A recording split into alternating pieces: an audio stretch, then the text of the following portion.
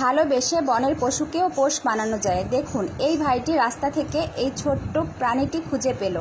প্রথমে আসলে চিনতেই পারছিল না যেটা আসলে কি।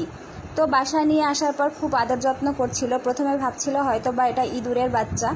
তো সে বাসায় নিয়ে এসে গোসল করিয়ে দিল, তারপরে খুব নরম কাপড়ের মধ্যে যত্ন করে রেখে দিল। এতই ছোট ছিল যে দেখুন চামিচে করে মানে ধরতে হয়েছে। তারপরে এভাবে ইঞ্জেকশনের মাধ্যমে খাবার খাওয়ানো, এত যত্ন করছিল। ভালোবেসে বনের পশুকেও পোষ বানানো যায়, সেটা এই ভাইটা প্রমাণ করেছে। এখন নিশ্চয়ই বুঝতে পেরেছেন যে এটা আসলে কিসের বাচ্চা। এটা হচ্ছে একটা সজারুর বাচ্চা। সজারুর বাচ্চা সে রাস্তা থেকে কুড়িয়ে এনেছে। আস্তে আস্তে বাচ্চাটা বড় হচ্ছে। তারপরে এই যে গোসল করাচ্ছে, খুব আনন্দ সহকারে গোসল করলো।